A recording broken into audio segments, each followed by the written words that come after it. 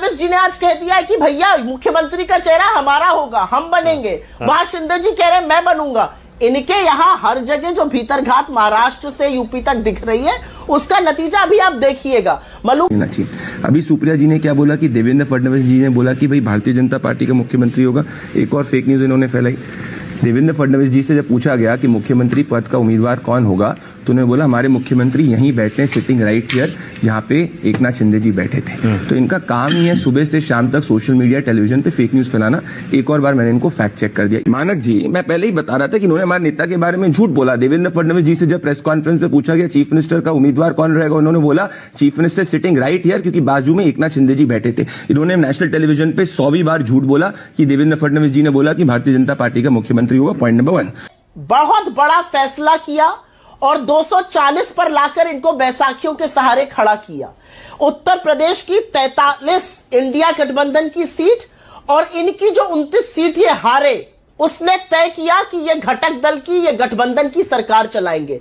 तो उत्तर प्रदेश के नागरिकों को मेरा अभिवादन है और मुझे पूरा विश्वास है कि इंडिया गठबंधन ये सारे उपचुनाव स्वीप करने जा रहा है। योगी जी की और जो भीतरघात बीजेपी में चल रहा है, मुझे लगता है वो मैं खैर देखिए, आपको सुप्रिया जी की उत्तर प्रदेश की समझ को सीरियसली नहीं लेना चाहिए। महराजगंज के अंदर इनके डिपॉजिट जब्त हुए थे और लड़की हूं लड़ सकती हूं की बात करने वाली कांग्रेस पार्टी 90% सीट्स के अंदर उत्तर प्रदेश चुनाव 2022 के अंदर जब प्रियंका वाड्रा ने कैंपेन किया था, डिपॉजिट जब्त हुए थे। समाजवादी पार्टी की बैसाखी के नाम पे सिंगल डिजिट वोट शेयर इनको मिला है। अगर इनमें सच में इतना उत्तर प्रदेश में कॉन्फिडेंस है तो अकेले लड़के देख लें, पता चल जाएगा जो हुआ था। पॉइंट लाइन मेरे मन में आती है उत्तर प्रदेश को सुनकर, और वो लाइन है हारिए ना हिम्मत बिसारिए ना राम। प्रभु राम को भूलना नहीं चाहिए। अयोध्या क्या हारे बीजेपी वाले, श्री राम को ही बिसार दिया। एक व्यक्ति आपको इनका जय श्री राम कहता हुआ, जय सिया राम कहता हुआ नहीं दिखता। प्रभु राम से ही इनकी दुश्मनी हो गई। जिस राम के नाम पर हम लोग चुनाव लड़ते हैं, जिस राम के नाम पर जीवन यापन करते हैं, उन्हीं को बिसार दिया। तो हिम्मत ना हारिए। आपको यूपी हारना है, हिम्मत नहीं हारनी है। आप भगवान को भी मत बिसारिए। पहले प्रदीप इसी का जवाब दीजिए। आपने भगवान श्री राम को छोड़ दिया, लेकिन हिम्मत ना कह दीजिए जय श्री राम का नारा लगा के एक बार प्रदीप, जय श्री राम का नारा लगा के आज दिखा दीजिए लाइव टीवी पर सुप्रिया को आपने छोड़ा नहीं है। मानक जी, हम सुबह भी जय श्री राम बोलते हैं, दोपहर को भी जय श्री राम बोलते हैं, रात को भी जय श्री राम बोलते हैं, क्योंकि प्रभु श्री राम हमारे लिए हमारी अस्तित्व है। ये लोग तो अभी तक प्रभु श्री राम का मंदिर तक नहीं जा पाए, जो कह रहे थे डेट लेके जाएंगे। अच्छी बात है कि साजन जी कम से कम प्रभु श्री राम का नाम तो लिया। अब वो 14 साल की बच्ची का रेप करने वाले को कम से कम अपनी पार्टी से तो हटा दीजिए, जो अयोध्या के अंदर ही हुआ था। खैर, पता है मिल्कीपुर का चुनाव क्यों नहीं हुआ? मिल्कीपुर का चुनाव इसलिए नहीं हुआ क्योंकि गोरखनाथ जी ने एक याचिका डाली हुई है। उनकी याचिका क्या है?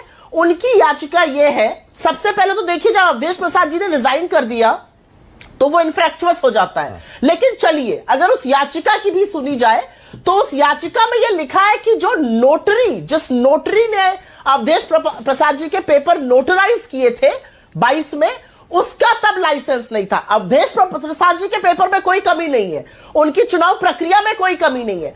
नोटराइज करने वाले का लाइसेंस उस समय नहीं था। यह कोई ग्राउंड है चुनाव न कराने का?